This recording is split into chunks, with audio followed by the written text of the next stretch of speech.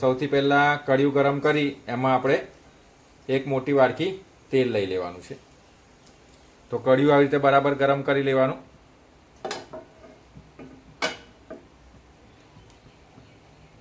તેલ ગરમ થાય એટલે આપણે એમાં સૂકા મરચાં ઉમેરી લેવાના.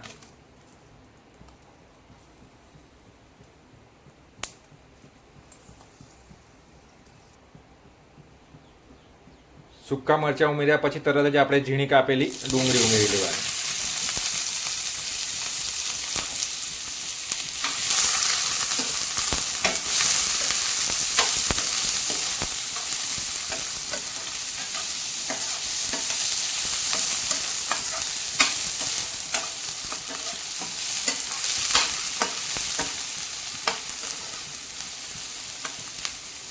ડુંગળીને આપણે લાલ થવા દેવાની છે.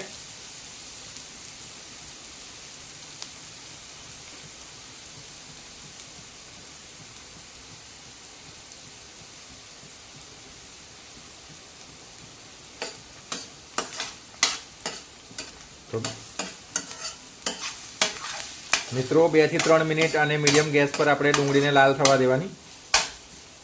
જો આવી લાલ થાય એટલે પછી આપણે લસણની પેસ્ટ ઉમેરી લેવાની. કાચેલી લસણની પેસ્ટ ઉમેરી લેવાની. પછી એને હલાવી લેવાનું અને ગેસ થોડો વધારી લેવાનો.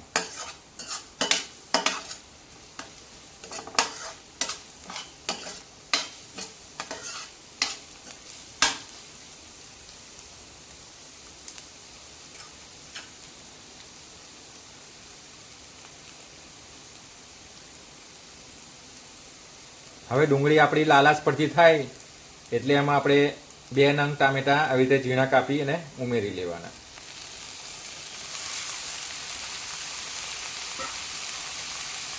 બરાબર મિક્સ કરી લેવાનું.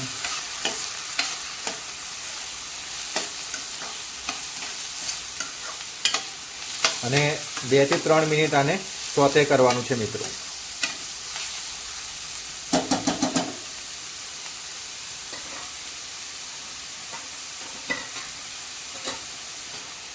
આમાંથી ટામેટાં અને ડુંગળીની ખુશ્બુ આવવા લાગે એટલે પછી આપણે બધા મસાલામાં ઉમેરી લેવાના છે.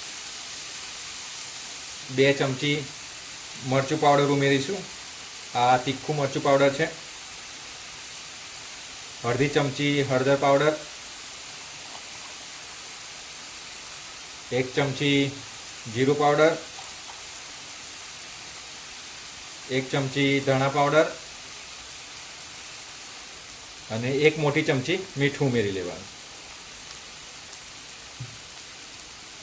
હવે આપણે આને બરાબર મિક્સ કરી લેવાનું અને ગેસની ફ્લેમ એકદમ સ્લો કરી લેવાની, જેથી આપણા મસાલા બળે નહીં.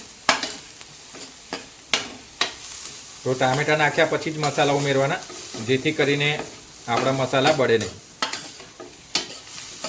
આપણે ટામેટાં નાખ્યા પછી મીડિયમથી લો જ ગેસ રાખવાનો છે અને આવી રીતે જ આપણા બધા મસાલા બરાબર શેકી લેવાના છે.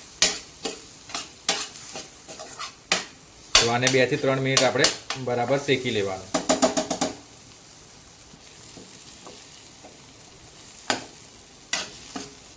તો મિત્રો 3 થી 4 મિનિટ સુધી આપણે લસણ, ડુંગળી અને મસાલાને સ્લો ગેસ પર શેકી લેવાનું અને એમાંથી ખુશ્બુ આવવા લાગે એટલે આપણે એમાં આવી રીતે ગ્રેટર કરેલું પનીર અને થોડા મોટા ટુકડામાં પનીર રાખીને ઉમેરી લેવાનું. હવે ગેસ એકદમ સ્લો કરી અને મિક્સ કરી લેવાનું.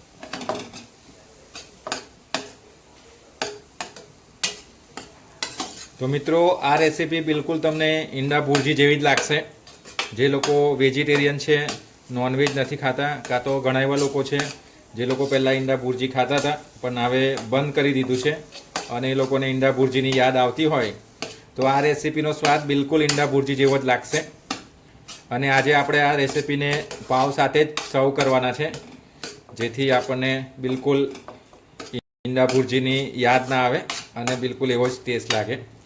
તો હવે આને આપણે માત્ર ખાલી 2 થી 3 મિનિટ સિજાવા દેવાનું છે એટલે આપણી પનીર ભુરજી બનીને તૈયાર થઈ જશે. તો મિત્રો આપણી પનીર ભુરજી બનીને તૈયાર છે. જો એનો કલર, જો એનો કલર, ટેક્સચર અને લુક બધું જ ઈંડા ભુરજી જેવું છે ને. જો તો હવે આપણે આને પાવ સાથે સર્વ કરીશું અને લાસ્ટમાં છેલ્લે આપણે ધાણા ઉમેરી લેવાના. તો આપણી પનીર ભુરજી બનીને તૈયાર છે.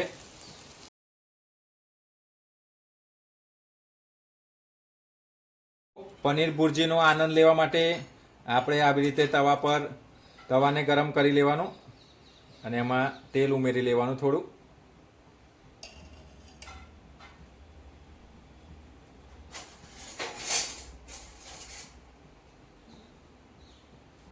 એને આમ થોડું ફેરવી લેવાનું.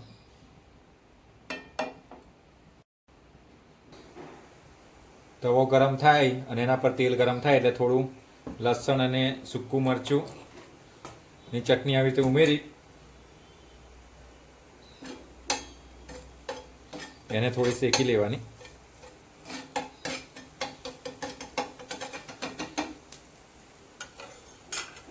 ગેસ સ્લો કરી લેવાનો.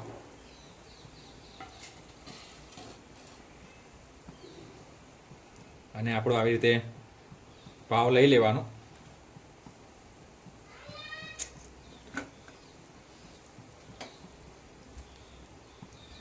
તો આવી રીતે આપણો પાવ લેવાનો, એને આવી રીતે વચ્ચેથી કટ કરી લેવાનો.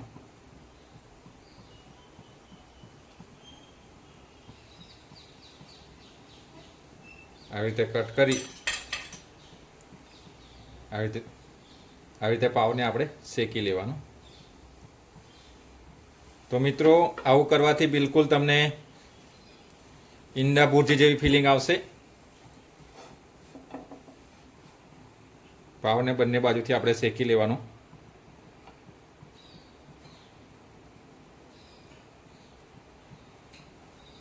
તો હવે આપણો પાવ પણ રેડી છે. તો આપણે પાવ અને એકદમ ટેસ્ટી સર્વ કરીશું. પનીર ભુરજી બનીને તૈયાર છે. જો એનો કલર, ટેક્સચર બધું જ આપણને ઈંડા ભુરજી જેવું લાગી રહ્યું છે. એને આપણે એન્જોય કરીશું પાવ સાથે. તો આપણો શેકેલો પાવ આવી ગયો.